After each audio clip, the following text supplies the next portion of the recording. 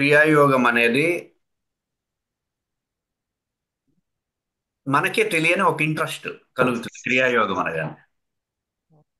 కానీ క్రియాయోగ స్వరూపం తెలియదు. క్రియాయోగంలో ఏముంటాయో తెలియకపోయినా సరే క్రియాయోగం అనగానే అరే నేర్చుకుందాం అనే భావం వెంటనే కలుగుతుంది. అలా కలగడానికి కారణం ఏంటంటే అది క్రియాయోగంలో మొత్తం శక్తికి సంబంధించినటువంటి అంశాలు ఉంటాయి. ఓకే. ఈ శక్తి మనకి తల్లి ఎప్పుడు కూడా సృష్టిలో. ఈ శక్తి చెప్పినట్టుగానే సృష్టి అంతా నడుస్తూ ఉంటుంది. శివుడు ఆజ్ఞ లేనిదే చీమైనా గుట్టదంటారు కదా. శక్తి శాసనం లేనిదే సృష్టి నడక ఉండదు. సృష్టి యొక్క నడత ఏదైతే ఉందో అది శక్తి శాసనం ద్వారా నడుస్తూ ఉంటుంది.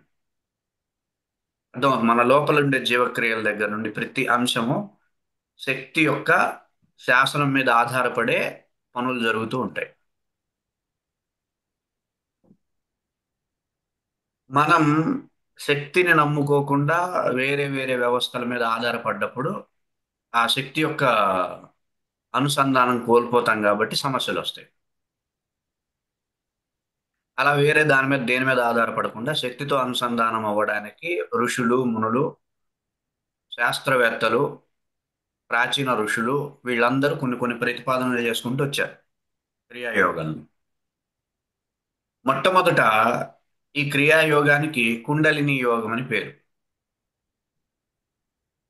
ఈ కుండలిని యోగం అనేది ఎప్పటి కాలానికి సంబంధించింది అంటే ఈ వేదం అనేది ఉంది కదా, వేదం సనాతన వేదం అంటారు కదా. వేదం కంటే వేదమే అపౌరుషేయం అంటారు కదా. వేదం అపౌరుషేయం అని ఎందుకు అంటారు అని ఒక డౌట్ వచ్చింది. వేదం ఎందుకు అపౌరుషేయం అంటే వేద గ్రంథము కొంతమందిని చూసి రాశారు. వేదాన్ని కొంతమంది యొక్క జీవన విధానాన్ని చూసుకుంటూ వేదాన్ని పొందుపరచడం జరిగింది. ఎవరిని అంటే ఆడవాళ్ళని. ఎవరిని ఎవరిని అంటే ఆడవాళ్ళని. అంటే ఇప్పుడుండే ఆడవాళ్ళు వేరు. వైదిక వేదానికంటే ముందుండేటటువంటి ఆడవాళ్ళు వేరు. అప్పుడు ఏంటంటే వాళ్ళు మాతృస్వామ్య వ్యవస్థ ఉండేది. స్త్రీ అక్కడ నాయకురాలు అనమాట. ఏ తెగకైనా సరే స్త్రీయే నాయకురాలు. ఎందుకు అంటే అప్పుడుండే స్త్రీకి ప్రకృతిని బాగా గమనించగలగడం తెలుసు. శత్రువు ఎలా వస్తాడో తెలుసు. జంతువుల యొక్క జంతువుల నుండి ప్రమాదాలను ఎట్లా తిప్పికొట్టాలో తెలుసు. తన పరివారాన్ని ఎలా రక్షించుకోవాలో తనకు తెలుసు. గర్భవతిగా ఉంటూ కూడా వేటాడినటువంటి వ్యవస్థ ఆ రోజుల్లో ఉంది. జంతువుల మీదకి గర్భవతులుగా ఉంటూ కూడా వేటాడి యుద్ధాలు చేసినటువంటి వ్యవస్థ ఆ రోజుల్లో ఉంది. వాళ్ళ యొక్క జీవన ప్రమాణాలని, వాళ్ళ యొక్క మేధో సంపత్తిని వాళ్ళు ఏ విధంగా ప్రకృతిని గమనిస్తున్నారు, ఏ విధమైనటువంటి సామర్థ్యాలతో వాళ్ళు అలా పుణికి పుచ్చుకొని పుట్టుకతోనే అట్లా ఎట్లా ఉంటున్నారు అనేది ఋషులు గమనించి వేదవాంగ్మయాన్ని రూపొందించారు. అందుకని ఇది పురుషుడికి సంబంధించింది కాదు, స్త్రీకి సంబంధించింది అని అపౌరుషేయం అన్నారు. అపౌరుషేయం అంటే ఏంటి? పురుషుడికి సంబంధించింది కాదని. పురుషుడికి సంబంధించింది కాదంటే స్త్రీకి సంబంధించిందే కదా. లోకంలో ఇద్దరే కదా ఉంది. ఏంటి? స్త్రీకి సంబంధించింది. అందుకే వేద గాయత్రి అంటాం. వేదానికి అధిష్టాన దేవత గాయత్రి. ఇలా స్- స్త్రీ యొక్క ఔన్నత్యం ఆ రోజుల్లో ఉండే ఋషులు వీళ్ళందరికీ తెలుసు కాబట్టి అలా వేదసారాన్ని తీసుకొచ్చారు.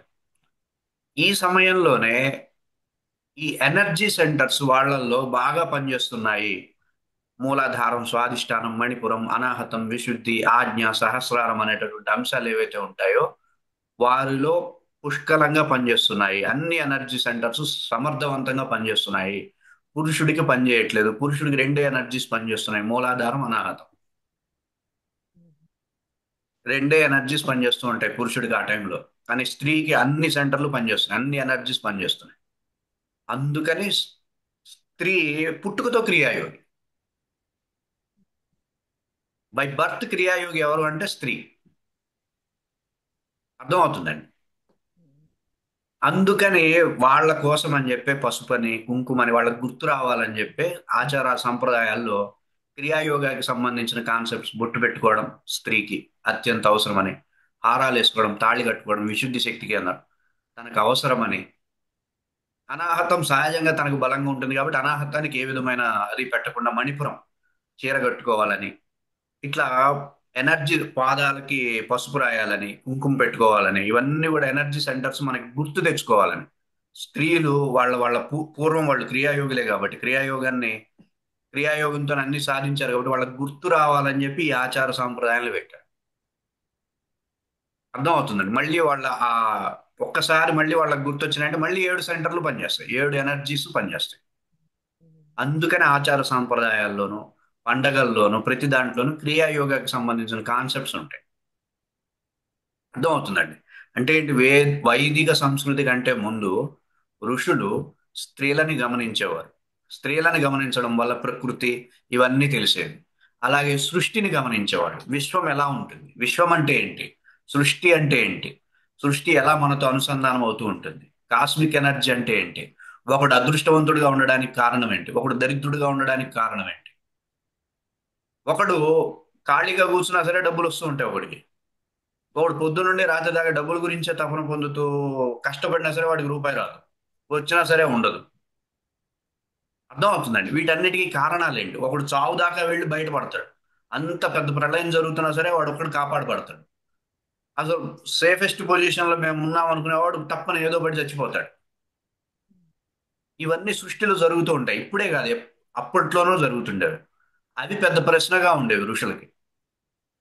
అది వీటన్నిటికీ కారణం ఏంటి, వీటన్నిటికీ కారణం ఏంటి, ఈ ఎనర్జీ అంశాలే, లోపల ఉండేటటువంటి ఎనర్జీ అంశాలే బయట నవగ్రహాలుగా ఉంటున్నాయి అనేది కనిపెట్టడం జరిగింది. అది ఆ కాన్సెప్ట్ జ్యోతిష్య శాస్త్రానికి నాంది అయింది. అలాగే ఈ లోపల ఉండేటటువంటి వ్యవస్థలు ఒక వాతావరణాన్ని కోరుకుంటున్నాయి. ఈ వాతావరణం అందిస్తే కనుక బాహ్యంగా మనకు ఆ ఎనర్జీ సెంటర్స్ బాగుంటాయి. అదే వాస్తు అయింది, ఆ కాన్సెప్టే. అర్థం అవుతుందండి. అలాగే ఈ మూలాధార, స్వాదిష్టాన వీటికి కొన్ని ఆహార పదార్థాలు, ఆ రంగులతో కూడిన ఆహార పదార్థాలు బాగా ఎనర్జీని ఇస్తాయి. అదే ఆయుర్వేదమైంది. పసుపు, మణిపురం, కుంకుమ, స్వాదిష్టాన్, మూలాధారం. అర్థమవుతుందండి. గ్రీన్ కలర్ ఆకుకూరలు, వీటిని హెర్బల్స్, వీటన్నిటిని అనాహతానికి ఉపయోగపడతాయి. సో ఇట్లాంటి ఎన్నో అంశాలు క్రియాయోగం నుండి పుట్టినాయి. ఆయుర్వేదం కావచ్చు, వాస్తు కావచ్చు, జ్యోతిష్యం కావచ్చు, ఇట్లా ప్రధానమైనటువంటి శాస్త్రాలన్నీ కూడా ఈ క్రియాయోగం అనేటటువంటి మాతృ వ్యవస్థ నుండే, క్రియాయోగం అనే మాతృ సాధన నుండే అవన్నీ పురుడు పోసుకున్నాయి. సో ఇవన్నీ కూడా ఉపశమనం కలిగిస్తాయి. జ్యోతిష్యం కావచ్చు, వాస్తు కావచ్చు, ఆయుర్వేదాలు కావచ్చు. ఆయుర్వేదం నుండి వచ్చిందే న్యాచురోపతి. న్యాచురోపతి తర్వాత హోమియోపతి, తర్వాత అల్లోపతి. మెడిసిన్ కెమికల్స్ తో చేసేది అల్లోపతి. ఇట్లా ఒక వైద్య శాస్త్రం నుండి ఇంకో వైద్య శాస్త్రం పుట్టుకుంటూ వస్తుంది. ఆ వైద్య ప్రమాణాల ఆధారంగా తీసుకొని నెమ్మదిగా రెండో వైద్యం పుడుతుంది. అట్లా అన్ని శాస్త్రాలు ఈ క్రియాయోగం నుండే పురుడు పోసుకున్నాయి. అందుకే క్రియాయోగ ఈ బ్రిటిష్ మెడికల్ సైన్సెస్ వాళ్ళది ఉంటుంది కదా, బ్రిటిష్ మెడికల్ సైన్సెస్, బ్రిటిష్ వాళ్ళది ఏముంటుంది, ఈ క్రియాయోగానికి సంబంధించిన సుషుమ్న, ఇడాపింగళ నాడుల పాములు, ఇదే లోగోగా పెట్టుకుంటారు వాళ్ళు. ఎందుకంటే అత్యంత ప్రాచీనమైనటువంటి వైద్యం డెవలప్ అయింది క్రియాయోగంలో కాబట్టి. అర్థం అవుతుంది. సో ఇది ఇది తర్వాత పరిణామం చెందుతున్న క్రమం, మధ్యలో పరిణామం చెందుతున్నది కుండలిని యోగం క్రియాయోగంగా పరిణామం చెందుతున్న క్రమంలో ఇది.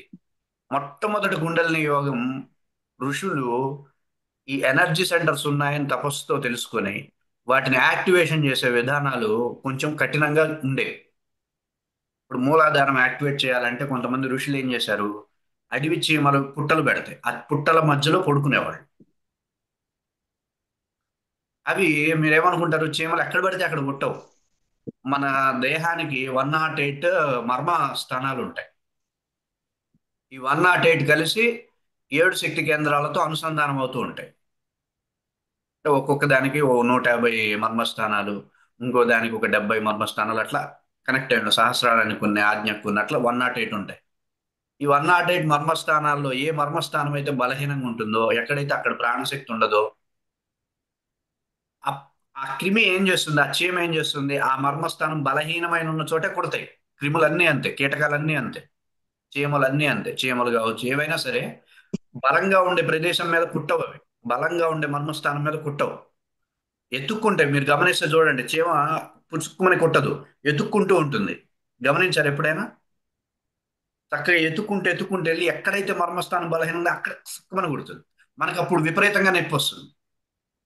అమ్మో అంటాం, ఎందుకు? అక్కడ బలహీనం ఉంది కాబట్టి నొప్పి. అదే బలం ఉన్న చోట కుట్టింది అనుకోండి, ఏం అనిపించదు. ఎన్నోసార్లు చీమలు బలమైన మర్మస్థానాలు కుడతాయి, మనకు నొప్పి అనిపించదు, ఇట్లా దులిపేస్తాం. ఎప్పుడైతే బలహీనమైన మర్మస్థానం మీద గుచ్చిందో అప్పుడు అది విపరీతమైన నొప్పి కలిగిస్తుంది. అదేం చేస్తుంది, అట్లా బలహీనమైన మర్మస్థానాన్ని గుచ్చి నొప్పి తెప్పించేసరికి ఆ బలహీనమైన మర్మస్థానం యాక్టివేట్ అవుతుంది. అట్లా 108 మర్మస్థానాలను బలంగా చేసుకోవడం ద్వారా మూలాధారం యాక్టివేట్ అవుతుందని అలా చీమల చేత కుట్టించుకునేవాళ్ళు. అలాగే స్వాదిష్టానం బలంగా ఉండడం కోసం పీకల్లోతు నీళ్లలో మునిగి ఉండేవాళ్ళు నదుల్లో. చల్లగా చల్లగా ఉండే ప్రాంతంలో చల్లటి నీళ్లలో మునిగి ఉండేవాళ్ళు గంటలు గంటలు. అట్లాంటి సాధనలు చేసేవాళ్ళు. పంచాగ్ని మధ్య తపస్సు అంటారు. నాలుగు వైపులా అగ్ని పెట్టి సూర్యుడు నడినెత్తున ఉన్నప్పుడు కూర్చొని చేసే తపస్సు అనమాట. దీనివల్ల ఏమవుతుంది, మణిపురం జాగృతి అవుతుంది అని చెప్పి అట్లాంటివి చేసేవాళ్ళు. పెద్ద పెద్ద కొండల్లో కాలి వేలి మీద నించొని సాధనలు చేసేవాళ్ళు. అర్థమవుతుంది, ఇట్లాంటివన్నీ మనం చూస్తాం. ఋషులు తపస్సు చేయగానే ఇవన్నీ కనపడతాయి మనకి. అవునా కదా? ఇది కుండలిని యోగం. అయితే తర్వాత వచ్చినటువంటి పాణిని లాంటి వాళ్ళు, పతంజలి లాంటి వాళ్ళు ఈ పద్ధతులు అక్కర్లేదు, సామాన్యులకి తేలిగ్గానే ఎనర్జీస్ యాక్టివేట్ అవుతాయి అనేటటువంటి పరిశోధనలు చేసి వాళ్ళు సింప్లిఫైడ్ కుండలిని అన్నమాట. కుండలిని యోగానికి సింప్లిఫైడ్ సరళీకరణ చేస్తే క్రియాయోగం అయింది. అర్థమైందండి? అంటే ఏంటి, మన లోపల ఆల్రెడీ మూలాధార, స్వాధిష్టాన, మణిపుర, అనాహత, విశుద్ధి, ఆజ్ఞ, సహస్రార అనేటటువంటి అంశాలు ఉన్నాయి. ఇవన్నీ ఎప్పుడు కూడా లైట్ లాంటివి అనమాట. లైట్ అంటే ఏంటి, వెలుగు బయటకు వస్తుంది కదా లైట్ ఉంటే. సో అట్లాగే ఈ ఎనర్జీస్ లోపల ఉన్నాయి కాబట్టి ఈ ఎనర్జీస్ బయటకు వ్యక్తం అవుతూ ఉంటాయి. వ్యక్తం అవుతూ ఉండేటటువంటి వ్యవస్థని మనం గమనించి ఆ వ్యక్తమైన దాంతో ఈ ఎనర్జీని గనక మనం యాక్టివేట్ చేసుకుంటే అప్పుడు ఈ ఎనర్జీ సెంటర్స్ యాక్టివేట్ అవుతాయి. అది కాన్సెప్ట్ క్రియ అంటే. అర్థమైందమ్మా ఇప్పుడు? ఇక్కడ మళ్ళీ అర్థం ఒకసారి చెప్పండి. అంటే ఇప్పుడు లైట్ ఉంది. ఈ లైట్ ఏం చేస్తుంది, బయటకు వెలుగుని బయటకు పంపిస్తుంది కదా. ఈ లైట్ ఆరిపోయింది అనుకోండి, అప్పుడు ఏం చేస్తాం, బయట నుండి లైట్ వేసాం అనుకోండి, ఈ లైట్ వెలిగినట్టు అనిపిస్తుంది. అవునా కదా? బయట నుండి లైట్ వేసేసా ఈ లైట్ వెలిగినట్టుగా అనిపిస్తుంది. అట్లా ఎట్లానో ఈ ఎనర్జీ సెంటర్ బలహీనమైనప్పుడు బయట నుండి దాని యొక్క ప్రకాశాన్ని గనక మనం క్రియేట్ చేసి గనక దానికి అందిస్తే అప్పుడు మళ్ళీ అది రీయాక్టివేట్ అవుతుంది. ఇదే ఉంటుంది మొత్తం అంతా, మన శరీరం మొత్తం ఇదే పద్ధతిలో ఉంటుంది. ఇప్పుడు గుండె ఆగిపోయింది అనుకో, గుండె ఏం చేస్తుంది, లబ్టం లబ్టం లబ్టం లబ్టం ఇలా కొట్టుకుంటూ ఉంటుంది. ఆగిపోయింది, ఏం చేయాలి, ఆ కదలికని బయట నుండి ఇస్తాం. ఇట్లా ఇట్లా బయట నుండి కనుక ఆ కదలికలు ఇస్తే మళ్ళీ యాక్టివేట్ అవుతుంది గుండె. అవునా కదా? అలాగే ఎనర్జీ సెంటర్కి బయట నుండి దాని యొక్క ప్రకాశాన్ని మనం అందించడాన్నే క్రియ అంటాం. దీనికి ఇంత మాత్రం దానికి ఓ చీమల చేత కుట్టిపించుకొని నదుల్లో మునిగి చచ్చిపోయి పంచాగ్ని మధ్య తపస్సులో మాడిపోయి పెద్ద పెద్ద కొండలు ఎక్కేసేసి అక్కడ కాలి వేలు మీద నుంచి పొరపాటున కింద పడి చచ్చిపోయి ఇంత ప్రమాదకరమైనటువంటి వ్యవస్థ అక్కర్లేదు. సింపుల్ గా క్రియలతో మనం సాధన చేయొచ్చు అనేటటువంటి అంశాన్ని మనకి మొట్టమొదట క్రియాయోగాన్ని పరిచయం చేసిన వ్యక్తి పతంజలి. మహావతార్ బాబా గారు ఎవరు కాదు, మొట్టమొదట మనకి క్రియాయోగాన్ని పరిచయం చేసింది పతంజలి గారు. అంటే క్రియాయోగం మీద ఒక సమగ్రమైనటువంటి పరిశోధన ఆ రోజుల్లోనే పూర్తి స్థాయిలో ఎక్స్పెరిమెంట్స్ తో సహా, ఆయన చేసిన ఎక్స్పెరిమెంట్స్ తో సహా మొత్తం పతంజలి గారు డెవలప్ చేశారు క్రియాయోగాన్ని. ఆ తర్వాత ఇంక ఒక్కొక్కళ్ళు డెవలప్ చేసుకుంటూ వచ్చారు. ఒక్కొక్కళ్ళు ఒక్కొక్క కాన్సెప్ట్ ని డెవలప్ చేసుకుంటూ వచ్చారు. పతంజలి గారి తర్వాత పాణిని గారు, ఈ రోజు మనం అఫర్మేషన్స్ అని చెప్పుకుంటున్నామే, ఆ రోజుల్లోనే ఆయన అఫర్మేషన్స్ కనిపెట్టాడు పాణిని గారు. ఎటువంటి పదం ఉండాలి, ఆ పదానికి ఎటువంటి ఫ్రీక్వెన్సీ ఉంటుంది, ఆ రోజుల్లోనే చెప్పాడు ఆయన. అర్థమవుతుందండి? లో ఫ్రీక్వెన్సీ ఉండే పదాలను వాడితే ఏమవుతుంది, ఎనర్జీ డౌన్ అవుతుంది. హై ఫ్రీక్వెన్సీ ఉండే పదాలను వాడితే ఏమవుతుంది, ఎనర్జీ రేజ్ అవుతుంది. అలా అఫర్మేషన్స్ కి సంబంధించిన సైన్స్ మొట్టమొదట పాణిని గారే డెవలప్ చేశారు. ఈ రోజుకి పాణిని గారి యూనివర్సిటీస్ బయట దేశాల్లో ఉంటాయి, మన దేశాల్లో ఉండవు. లేదంటే అఫర్మేషన్ సైన్స్ ని కొన్ని లక్షల సంవత్సరాలు, కొన్ని వేల సంవత్సరాల క్రితమే కనిపెట్టిన దేశం మనది. ఇంత ఇంత పెద్ద పెద్ద సైన్స్లు మనం కనిపెడితే మనం ఏం కనిపెట్టలేదు, మనం సున్నానే కనిపెట్టాం అంటుంటారు వాళ్ళు. మనం చాలా కనిపెట్టాం. గురుత్వాకర్షణ సిద్ధాంతం కనిపెట్టింది మనమే, కణాలను కనిపెట్టింది మనమే, సెల్స్ ఇలా ఉంటాయి అనేది కనిపెట్టింది మనమే, బ్యాక్టీరియా బ్యాక్టీరియా వైరస్లు ఉంటాయని కనిపెట్టింది మనమే. తెలుసా మీకు? ఉత్తిష్టంతు మనం పూజ చేసేటప్పుడు ఏమంటాం? ఉత్తిష్టంతు భూత పిశాచాః ఏతే భూమి భారకాః ఏతేషాం అవిరోధేన బ్రహ్మకర్మ సమారభే. అంటే ఏంటి? భూతం అంటే బ్యాక్టీరియా, పిశాచం అంటే వైరస్. ఎన్ని వేల సంవత్సరాల క్రితం ఆ శ్లోకం అది. కొన్ని వేల సంవత్సరాల క్రితం నుండి వస్తున్న శ్లోకం అది. అప్పట్లోనే బ్యాక్టీరియా వైరస్లు ఉంటాయి, వాటిని శుద్ధి చేసుకుంటూ, బ్యాక్టీరియా వైరస్లు లేకుండా పూజ చేయాలి, పవిత్రంగా ఉండి శుద్ధి శుద్ధి చేసుకుంటూ పూజ చేయాలి అనేటటువంటి గొప్ప సంస్కృతి మన పూర్వీకులది. మన పూర్వీకులకి సంబంధించింది అనమాట. అర్థమవుతుంది. ఇట్లా ఎన్నో విప్లవాలు, ఎన్నో సిద్ధాంతాలు, ఎంతో పెద్ద సైన్స్, డెవలప్ అయినటువంటి సైన్స్ మన దేశంలో పురుడు పోసుకుంది క్రియాయోగం తరువాత. క్రియాయోగం తర్వాత ఇక అసలు ఋషుల యొక్క క్రియేటివిటీకి, శాస్త్రజ్ఞుల యొక్క క్రియేటివిటీకి హద్దు లేకుండా అయిపోయింది. అంటే ఏం లేదు, వాళ్ళు ఎనర్జీ సెంటర్ని యాక్టివేట్ చేయడం, కొత్త కొత్త విషయాలు కనిపెట్టడం, అలా అయిపోయింది అనమాట. అర్థమవుతుందండి. సో ఆ తర్వాత పతంజలి గారు, పాణిని గారు తర్వాత, వీళ్ళ సమయంలోనే మనకి భగవద్గీత కూడా వచ్చింది. ఇక మీకు భగవద్గీత గురించి చెప్పాల్సిన పని లేదు కదా. ఒక్కొక్క పదంలో 7 అర్థాలు ఉంటాయి. ఒక్కొక్క పదానికి 7 అర్థాలు ఉంటాయి. మనం ఒక అర్థం కూడా సరిగ్గా సమన్వయం చేసుకొని చదవము భగవద్గీతని. అందులో 7 రకాల సమన్వయాలతో మనం భగవద్గీతను అధ్యయనం చేయొచ్చు, అర్థం చేసుకోవచ్చు.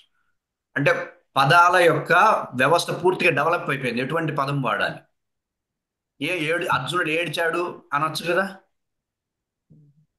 అర్జున శోక యోగం అనొచ్చు కదా. శోకం అనే పదం ఉంది కదా సంస్కృతంలో. అర్జున విషాద యోగం అంటాడు. విషాదం అనేది హై ఫ్రీక్వెన్సీ వర్డ్, శోకం అనేది లో ఫ్రీక్వెన్సీ వర్డ్. లో ఫ్రీక్వెన్సీ వర్డ్ కృష్ణుడు ఎందుకు వాడతాడు? అర్థమవుతుందండి. సో ఇట్లాంటి హై ఫ్రీక్వెన్సీ వర్డ్స్ ను ఉపయోగించి భగవద్గీత అనేది మన భాషా శాస్త్రం యొక్క పరాకాష్ట అన్నమాట. భగవద్గీత అనేది అర్థమవుతుందండి. తర్వాత ఈ మహావతార్ బాబా లాంటి వాళ్ళు క్రియాకుండలిని కనిపెట్టారు. శంకరాచార్యులు లాంటి వాళ్ళు ఈ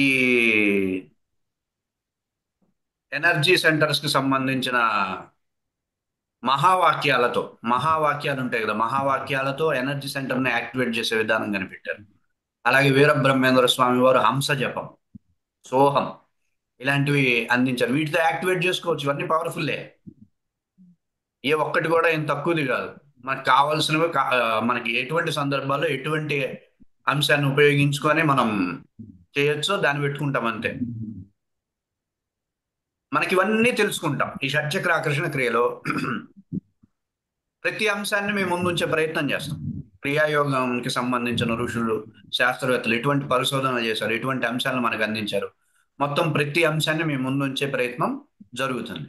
అన్ని తెలుసుకున్నాం అనుకోండి, ఏంటి లాభం? ఏదో ఒకటి తెలుసుకోకుండా అన్ని తెలుసుకున్నాం అనుకోండి, ఒక మెడిసిన్ షాపే మన దగ్గర ఉంటుంది.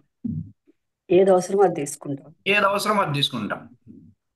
ఒక 5 days బ్యాక్ రాత్రిపూట బాగా ఆలోచన చేస్తూ పడుకున్న సమయంలో, కరెక్ట్గా 1 గంట ఆ సమయంలో విపరీతమైన దగ్గు వచ్చింది. కంగుమని దగ్గుతున్నాం, ఆగట్లేదు అసలు. ఆ, ప్రణవ సాధనలు చేశాము, ఆ సాధనలు చేసాము, ఈ సాధన చేసాము, క్రియాయోగానికి సంబంధించి మొత్తం 1 by 1 ఒక్కొక్కటి చేసుకుంటూ వచ్చాం. తగ్గట్లేదు అసలు.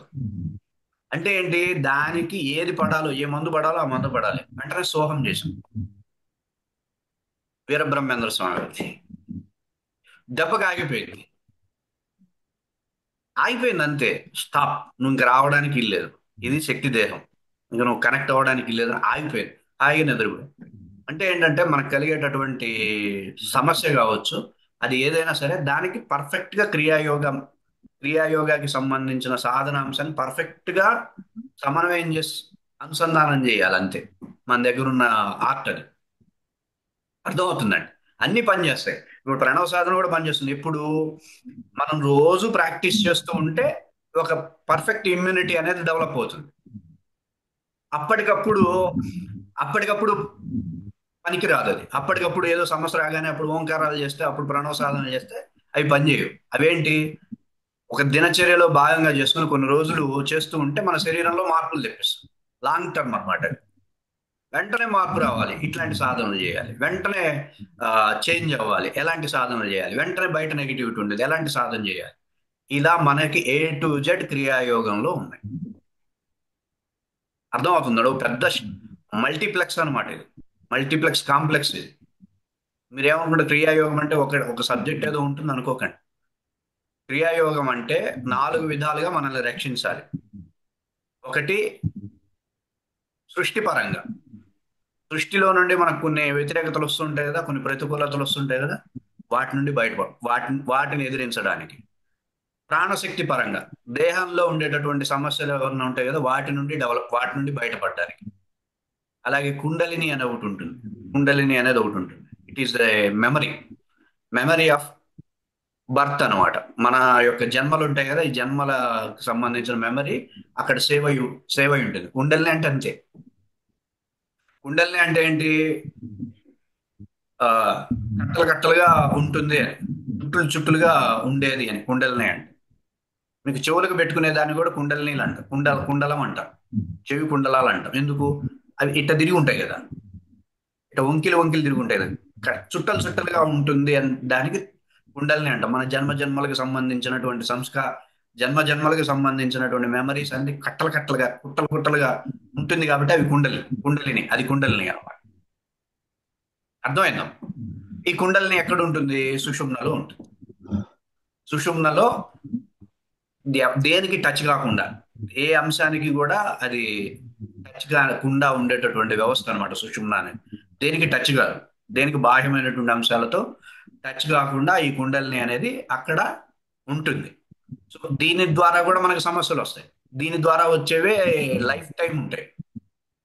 దీని ద్వారా వచ్చేవి మనకి తెలియని కూడా తెలియకుండానే అది మనల్ని ఇది చేస్తూ ఉంటుంది. దాన్ని కూడా మార్చుకోవచ్చు. దాని నుండి కూడా మనం రక్షింపబడవచ్చు. అర్థమవుతుందా? ఇట్లా. అలాగే విశ్వశక్తి ద్వారా కూడా మనకి సమస్యలు రాకుండా, సృష్టి ద్వారా సమస్యలు రాకుండా, ప్రాణశక్తి ద్వారా సమస్యలు రాకుండా, కుండలిని శక్తి ద్వారా సమస్యలు రాకుండా క్రియాయోగంలో ఉండేటటువంటి కాన్సెప్ట్స్ అన్ని పనిచేస్తాయి. సో మనం క్రియాయోగం నేర్చుకోవాలంటే ఎవ్రీ కాన్సెప్ట్ మనకు అర్థం అవ్వాలి. ఒక ఋషి కాదు కదా మన దగ్గర ఉంది, చాలా మంది ఋషులు ఉన్నారు. కేవలం ఒక కాన్సెప్ట్ తీసుకొని లైఫ్ లైఫ్ ను కొనసాగించడం. క్రియాయోగాలు అన్ని కాన్సెప్ట్స్ తెలియాలి. మీకు క్రియాకుండల్ని తెలియాలి, వీరబ్రహ్మేంద్ర స్వామి వారి హంస తెలియాలి, శంకరాచార్యులు వారి మహావాక్యాలు తెలియాలి, పాణిని అఫర్మేషన్స్ తెలియాలి, పతంజలి శ్వాసతో కూడినటువంటి క్రియలు మీకు తెలియాలి. అర్థమవుతుందండి? ఆదినాదమైనటువంటి ప్రణవంతో కూడా ఎనర్జీస్ ని యాక్టివేట్ చేసుకునే పద్ధతి తెలియాలి మీకు. అర్థమైందా? సో ఇట్లా ప్రోగ్రామ్ మొత్తాన్ని ఒక పెద్ద ప్రోగ్రామ్ గా, ఒక 18 రోజుల ప్రోగ్రామ్ గా కండక్ట్ చేస్తాం. అంటే ఏంటంటే మీకు ఎందులో అన్నీ వచ్చేస్తాయి. ముందు 6 రోజులు ఏం చేస్తాము, ప్రణవ సాధన మీద.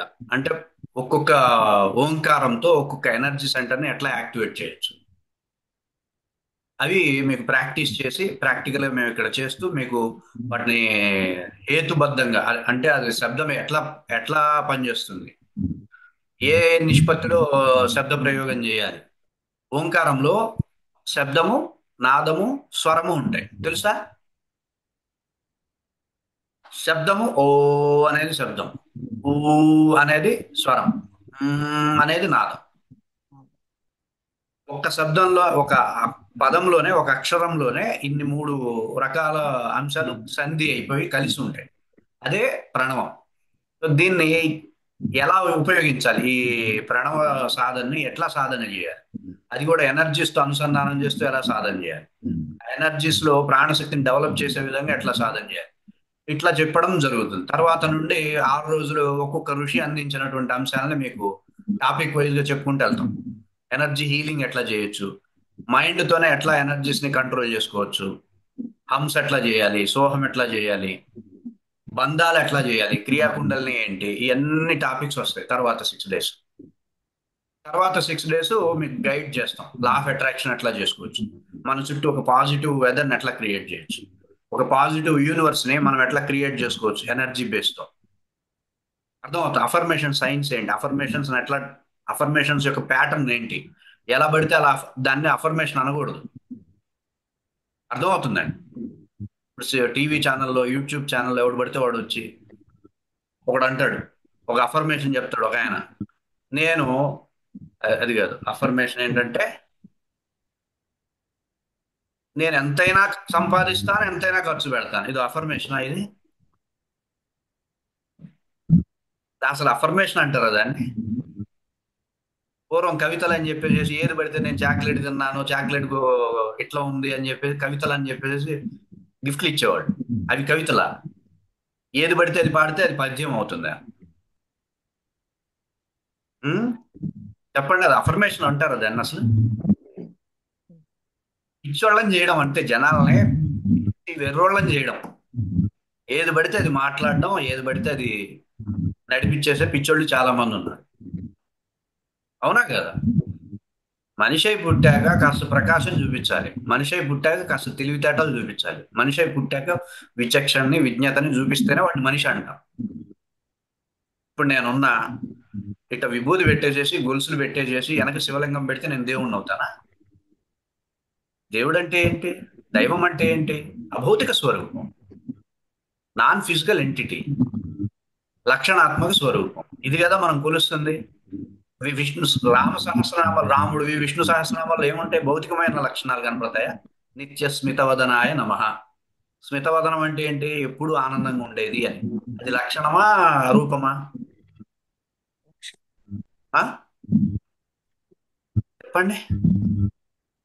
లక్షణం. లక్షణం, లక్షణాత్మకం కదా దైవ స్వరూపం. నువ్వు మనిషిని దైవంగా బిల్డప్ చేసి ఇట పెట్టడం, ఫోటోషాప్ లో గిమ్మిక్కులు చేసి ఆరాలు ఉన్నాయి, మరి ఆయనలో ఆరాలు తిరుగుతున్నాయి అని చెప్పి ఫోటోషాప్ లో మోటివేట్ చేసేస్తే పిచ్చోళ్ళు జనాలు చాలా మంది ఉన్నారు అట్లా నమ్మే. ఎంతమంది ఉన్నారంటే అసలు కొనుక్కోవచ్చు మనం. కిలోలు టన్నులు టన్నులు కొనుక్కోగలిగేటటువంటి పిచ్చోళ్ళు భారతదేశంలో ఉన్నారు. ఫోటోషాప్ లో గిమ్మిక్కులు చేసే ఫోటోషాప్ లో కాస్త ఆరా కనపడేటట్టుగా డిజైన్ చేయగలం. దాన్ని కూడా ఆరా అనుకొని నమ్మి అబ్బో అనుకునే జనాలు వెళ్ళేటటువంటి వ్యవస్థలో ఇంత అభివృద్ధి చెందాం మనం. ఈ స్థాయిలో అభివృద్ధి చెందాం. ఆ రోజుల్లో అంత స్థాయిలో ఉండే మనిషి ఈ రోజు ఈ స్థాయికి అభివృద్ధి చెందాడు. అభివృద్ధి కదా, దిగజారాడు అనమాట. హంస కనిపెట్టిన స్థాయి అక్కడ, ఇది ఎక్కడ స్థాయి? ఎవడు పడితే వాడిని దేవుడు అంటావా నువ్వు? దేవుడు అంటే క్లారిటీ లేదు, గురువు అంటే క్లారిటీ లేదు, నీ నీకు క్లారిటీ లేవు. ఏది నీకు శ్రేయస్సో, ఏది నీకు అభివృద్ధిని కలిగించేదో, ఏది నీకు ఉపయోగమో క్లారిటీ లేదు. పనికిమాలిన అన్నిటినీ పట్టుకుంటాం. పనికిరావు అవి అసలు. ఆధ్యాత్మికానికి పనికిరావు, లౌకికానికి పనికిరావు, వాటి వెంట పడుతూ ఉంటాం. ఇదెక్కడ ఎదుగుదల, ఇదెక్కడ అభివృద్ధి? ఈ 2024 సంవత్సరంలో మనం ఉన్నాం. ఇంకో 2025 వెళ్తున్నాం. ఇన్ని సంవత్సరాలు అయిపోయినాయి. ఇన్ని సంవత్సరాల్లో నా అభివృద్ధి ఏంటి? ప్రశ్నించుకోండి. ఏంటి పూర్వీకులు ఏం కనిపెట్టారు? అసలు సున్నాని కనిపెట్టారు. ఆర్యభట్ట లాంటి వ్యక్తి సున్నాని కనిపెట్టాడు. అంతరిక్షంలో నవగ్రహాలను కనిపెట్టారు మన వాళ్ళు. భూమి గోళాకారంగా, భూగోళం అంటాం మనం, భూమి గోళాకారంగా ఉంటుందని అప్పుడే కనిపెట్టారు.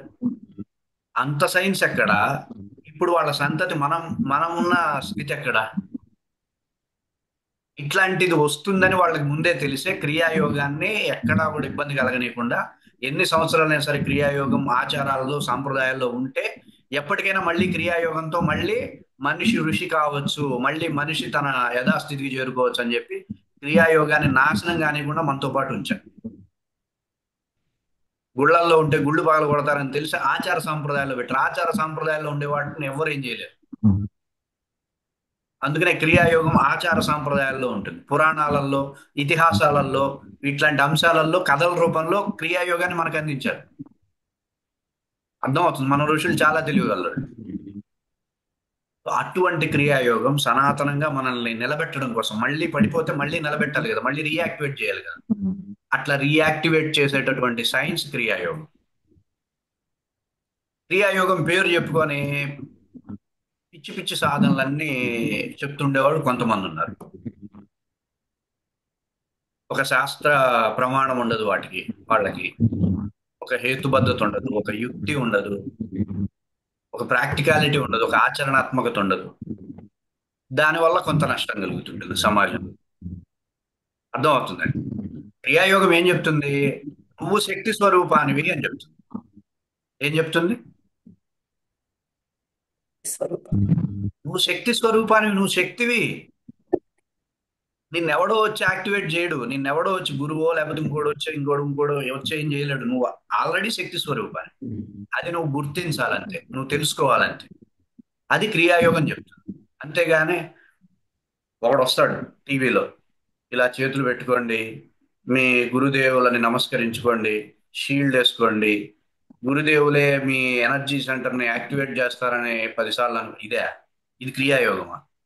అండ్ చెప్పు తీసుకొని కొట్టద్దు అలాంటి మాటలు మాట్లాడుతున్నాను. ఆ? చెప్పండి. ఎవరండి మన శక్తి కేంద్రాలను యాక్టివేట్ చేయడానికి సృష్టిలో? అట్లాంటి వ్యవస్థ ఉంటుంది అసలు ఎక్కడైనా? అర్జునుడికి చేయలేడా కృష్ణుడు అట్లా ఉంటే? రాముడికి చేయలేడా వశిష్ఠుడు అలా ఉంటే? అలాంటి పద్ధతులే ఉంటాయి. ఎవరిది వాడు యాక్టివేట్ చేసుకోవాలి. ఉద్ధరేది ఆత్మన ఆత్మానం. ఇట్లా అసలు శాస్త్రం కనీస అవగాహన లేకుండా క్రియాయోగం పైన తప్పుడు ప్రచారాలు చేస్తున్న వాళ్ళని అనుసరించే మూర్ఖులు చాలా మంది ఉన్నారు, పిచ్చోళ్ళు చాలా మంది ఉన్నారు.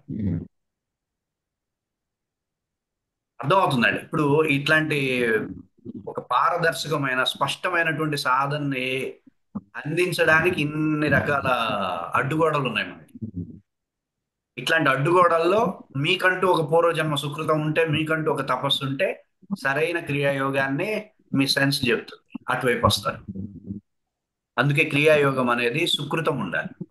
క్రియాయోగం నేర్చుకోవడానికి, క్రియాయోగం మీద అవగాహన రావడానికి, సరైనటువంటి క్రియా మార్గాన్ని ఎంచుకొని దాన్ని సాధన చేయడానికి కంపల్సరీ వాటికి సుకృతమే ఉండాలి. వాళ్ళ పూర్వీకులు పెద్ద తపస్సు చేసి ఉండాలి, లేకపోతే ఇది కుదరదండి. గుణాలతో, తమో గుణాలతో ఉండేవాడి క్రియాయోగం ఏం అర్థమవుతుంది? అర్థమవుతుందా? తమో గుణంతో ఉండేవాడిగా అవేమో అర్థం కావు. వాళ్లే కరెక్ట్.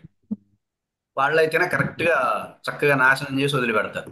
అటు ఆధ్యాత్మికతకి పనికి రాకుండా, ఇటు లౌకిక పనికి రాకుండా చేసి వదిలిపెడతారు రోడ్డు మీద.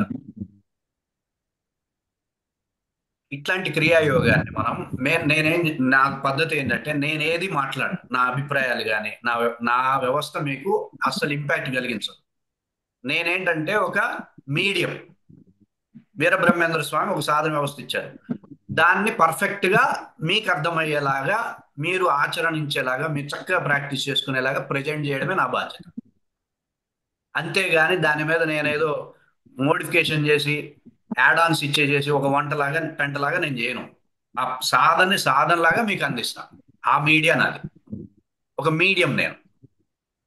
అర్థమవుతుంది. నా నా అభిప్రాయాలు కానీ, నా విధమైన నా యొక్క ఇంపాక్ట్ కానీ ఏ దాని మీద ఉండదు. చక్కగా మీరు ప్యూర్ క్రియాయోగాన్ని నేర్చుకోవచ్చు. నాకెవరు గురువులు, నాకెవరు ఈయన పలానా గురువు, నాకు ఆయన గురువు ఎవరు లేరు. నాకు అందరూ గురువులే. నాకు మీరు కూడా గురువులే. నాకు చీమ కూడా గురువే. అర్థమవుతుందండి. నాకు ప్రతిదీ గురువే. నేను ఎదగడానికి నాకు ప్రతిదీ గురువే. అర్థమవుతుందండి. అలా ఉండాలా? ఒకటి పట్టేసుకుని వీడే నా గురువు, ఏం చెప్పింది నేను ఫాలో అవుతా అంటే, ఆయనకంటే మగోళ్ళు చాలా మంది ఉన్నారు పూర్వం. అవునా కదా? గురు పరంపరకి మూలం ఎక్కడంటే ఏం చెప్తాం? ఒక శాస్త్రానికి మూలం ఎక్కడ అంటే ఈయన దగ్గర నుండి వచ్చిందని చెప్పగలమా మనం? ఒక వ్యక్తి నుండి శాస్త్రం వచ్చిందని చెప్పగలమా మనం? శాస్త్రం ఎలా వస్తుంది? ప్రకృతి నుండి, సృష్టి నుండి అది ఉత్పన్నమవుతుంది. దానికి అనుసంధానమై ఆ శాస్త్రం డెవలప్ అవుతుంది. వ్యక్తి నుండి శాస్త్రాలు పుట్టవు. నా గురువే ఆద్యుడు శాస్త్రానికి అని అంటే అది అబద్ధం. అర్థమవుతుంది. క్రియాయోగానికి గురువు ఎవరు? క్రియాయోగం సృష్టి నుండి పుట్టింది. సృష్టి మనకు అందించింది క్రియాయోగం. ఇది అర్థం చేసుకోవాలి. మనం సృష్టితో అనుసంధానం అవ్వడం, మనం మనతో అనుసంధానం అవ్వడం, మనం శక్తితో అనుసంధానం అవ్వడం, మనం చైతన్యంతో అనుసంధానం అవ్వడం, ఇట్లాంటి అంశాలలో పూర్తి స్థాయి క్లారిటీని మనం ఈ షట్చక్ర ఆకర్షణ క్రియలో చక్కగా మనం తీసుకుంటాం. మీరేం లేదు, ప్రశ్నలు వేయడమే. అర్థం, నేను మీడియాని అంతే. మీ తపస్సుకు తగ్గట్టుగా నేను డెలివరీ చేయగలను కానీ ఆ, ఒకటి పెట్టేసేసుకొని పూర్తిగా అట్లా చెప్పాలని నేను చేయను. మీరు ఎంత ప్రశ్నలు వేస్తే అంత సమాధానం పడతారు. మీరు ఎంత చర్చిస్తే అంత గొప్పగా ఈ క్రియాయోగాన్ని అందుకోగలుగుతారు. సాధన చేసేది మీరా నేనా? మేమే. మీరు. కాబట్టి మీరు ప్రశ్నలు వేయొద్దు, ఆగండి అని ఇక్కడ ఆపడం కుదరదు. మీరు ఎంత ప్రశ్నలు వేస్తే అంత బాగా సబ్జెక్ట్ తీసుకోగలుగుతారు. మీరు అంత మౌనంగా కూర్చుంటే అంత మౌనంగా ఉంటుంది వ్యవస్థ. అర్థమవుతుంది. మీరు ప్రశ్నలు వేయాలి, అదేంటి, అది ఎట్లా చేయాలి, ఇదేంటి, ఇది ఎందుకు క్రియేట్ చేశారు, ఇది ఏ ఎనర్జీ సెంటర్ మీద అనుసంధానం అవుతుంది, ఇట్లాంటి సమస్య వస్తే ఎట్లా డీల్ చేయాలి, ఇట్లాంటి ప్రశ్నలు వందలు వేలు అడగచ్చు. అదే సాధన అంటే, ప్రశ్నే సాధన, క్రియాయోగం. సో అట్లా మొహమాటాలు పడుతూ కూర్చుంటే 18 రోజులు అయిపోతాయి, ఏమీ రాదు. ప్రతిరోజు మీరు మీ వ్యవస్థని డెవలప్ చేసుకునే విధంగా, శక్తి వ్యవస్థను డెవలప్ చేసుకునే విధంగా కావాలంటే పేపర్లలో ప్రశ్నలు రాసేసుకోండి. ఏ ప్రశ్న అయినా ఓకే, ఎటువంటి ప్రశ్న అయినా ఓకే. ఈ ప్రశ్న ఏంటి ఇలా ఉంది, ఎవరన్నా అనుకుంటే ఏం వద్దు, ఎవరికి ఏం తెలియదు ఇక్కడ. అర్థమవుతుంది, ఎవరికి ఏం తెలియదు, అది గుర్తుపెట్టుకోండి. చక్కగా ప్రశ్న వేసుకోండి, ఏ ప్రశ్న అయినా వేయచ్చు. చక్కగా ప్రశ్నలు వేసి మీరు ఈ క్లాస్ని మీ డెవలప్మెంట్కి, మీరు ఉద్ధరింపబడడానికి పూర్తి స్థాయిలో మీరు ఉపయోగించుకోవాలి. ఆ బాధ్యత మీది. మేము పర్ఫెక్ట్ గా దానికి పూర్తి స్థాయిలో న్యాయం చేసే బాధ్యతతో మేము ఉంటాం. అర్థమవుతుందండి. సహవీర్యం కరవావహై తేజస్వినావధీతమస్తు మా విద్విషావహై అని అంటుంది శాస్త్రం. మీరు నేను కలిసి సహవీర్యం కరవావహై, జ్ఞానం యొక్క సారాన్ని ఇద్దరు పంచుకోవాలి. అంతేనా కదా? ఒకటి ఎక్కువ ఒకటి తక్కువ అన్న లేదు కదా? అవునా కదా? ఓం సహనా భవతు సహనౌ భునక్తు సహ వీర్యం కరవావహై తేజస్వినావధీతమస్తు మా విద్విషావహై. ఓం శాంతి శాంతి శాంతి అనే శ్లోకంలో గురువు శిష్యుడు ఇద్దరు వేరు వేరు కాదు, ఇద్దరు సమానులే అంటున్నారు. అర్థం, గురువు అక్కడ ఉంటాడు, నేను ఇక్కడ. ఈ గోల వేదం చెప్పట్లా.